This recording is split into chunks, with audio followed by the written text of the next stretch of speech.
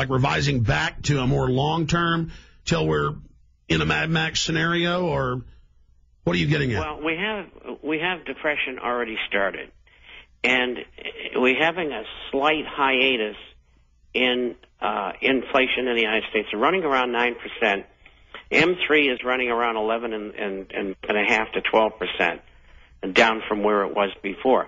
But as the TARP funds and other funds from stimulus hit the market, and the responsibility of Treasury to raise $2 trillion, which they'll have to monetize, that's going to begin hitting probably in April, maybe May, maybe March, and that's going to very quickly push inflation up. And that will extend. Inflation extends the end line for deflation. And so that's why you can't easily predict what's going on. But we're going to have an inflationary depression for a time. 2 years, maybe 3, maybe a year and a half. I don't know yet.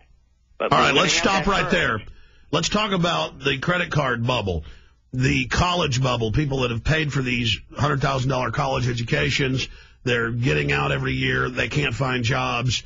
They're accelerating offshoring of U.S. jobs, accelerating bringing in the skilled visas to replace jobs. Everybody I know in Austin that worked at IBM, degreed engineers, and I know 4 people, have all lost their jobs completely. They had to train their end-to-end replacements who were working for a third of it, and now they're gone. They're on the streets. You have all these state pension funds on the verge of bankruptcy or going into bankruptcy. You have all these unfunded mandates where they give you 20-30% of the money in the federal bailout, and then the state's going to come up with 70% more.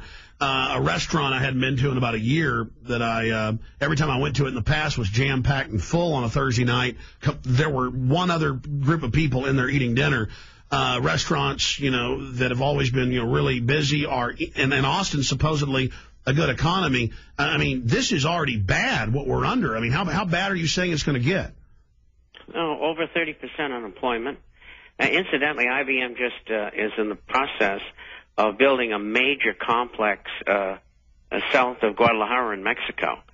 And they intend to move everything out of the United States. And that's why the only answer to this problem of free trade, globalization, offshoring, and outsourcing, very simply, is tariffs. And if America does not have tariffs, we'll end up with 40 or 50% unemployment. And for those that don't know, there's no way we can compete. And for those that don't know, China has a built-in tariff with their low currency and no environmental standards and slave wages. That is basically, in its overall economic effect, a huge tariff. So when we hear free trade, this is not free or fair trade, is it, Bob? It certainly isn't. And it is just absolutely propaganda that's been misrepresented. And sadly, the only newsletter writer I know of who's talking outside the box, who pushes us so hard, the rest of them just don't get it. Now, you got to watch them, though, Bob. They'll pass a tariff the day they finally tank the stock market down to nothing and say the tariff did it. You know the tricks they play. Yep, that's what they did in the early 30s, and the depression was caused in that period of time by the Fed withdrawing money from the system. And then when they turned around and put it back into the system, it wouldn't do any good. And that's exactly what's happening today. And, they know that that's the way it works. So it was delivered just like it is now. Well, Bob... And that's why you're hearing what you just mentioned, Alex, about, we need a world government, we need a world currency, we need a world this, that, and the other thing. That's the justification for that. Yeah, it's a perfect plan. They globally create the crisis and say we need a global solution to a global crisis, and then the very people that engineered this by design, they will then be our saviors. I mean, it seems to me all we've got to do is tell the truth and get the story out of how this is a pack of criminals, larcenous criminals that destroyed our economy by design to build their new world order, and that we should take the states back, take the federal government back, and arrest all these criminals. I mean, we can do that if we just start believing we can and get the word out about it. Amen. Boy, I'll tell you, that's why I'm on here, and that's why I'm on 20 programs a week, and I keep it up just like you do. And believe me, Alex, we are making inroads. I'm getting letters all the time, not only from Americans who are subscribers, but people all over the world. Well, you got powerful info, Bob. You're on target, and that's what matters. That's why it's great to have you here. We're going to come back, get into your phone calls, your questions for Bob Chapman or myself, or your statements when we come back. 1-800-259-9231. Stay with us. Let's go back to Bob Chapman. Let's talk to Steve in New York. Steve, you're on the air with Bob Chapman. Hi, I'm Steve. How you doing, guys? Good. Long-time listener. What I'm calling for today is actually I want to introduce myself. I work at a well-known company that I know you guys are very familiar with, and I've witnessed for myself. I think it's about the trade deals, not free trade, but trade deals that are made different parts of the world, and that has a big effect on someone like me, who's a guy just trying to make a living. I have a story to tell, and I'm calling the show because I want to, gain some trust and tell my story. Well, it's about control. It's about control, and that's what globalism and trade is. It's about wiping out trade in areas they want to consolidate, building up trade in areas they control, playing nations off against each other to bring in this world empire. They use finance and military to control, not just military. But we got a lot of callers, Steve, and we've opened the phones up for calls for Bob Chapman on the economy. But just give us a summation of your story. Well, I really can't get into it on air. It's gonna get bigger, and but what I can say is that what they're doing to people, native-born people here, to get rid of them, is just as underhanded as can be. Yeah, I mean, the globalists are completely ruthless. The public needs to figure that out. And it is ruthless, and it's really a violation of rights and liberty. And I work in a company town, and it's all control. And I would like to get more details off air and get into it a little more. But I do have to proceed with caution at this point.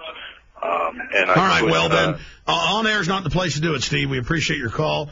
You can send us an email or send Bob something. We're just so busy. We know about the corruption. It's not a newsflash to us. We know they bring in foreigners, order you to train them, and then fire you, and then use the immigrants to do your job. And people say, well, who will buy the products once there's no economy here? The globalists then will shut that down. It's that they use trade as a weapon to consolidate power. They don't want a free market. They don't want you independent. Bob, can you explain this to people? Well, I do, and you very succinctly just did so. And it's the ripping of the heart of the American economy out, and it just wrenching it from the body of our country so that people can't get jobs. And they don't care whether anybody buys anything, because the end result is what they're looking for.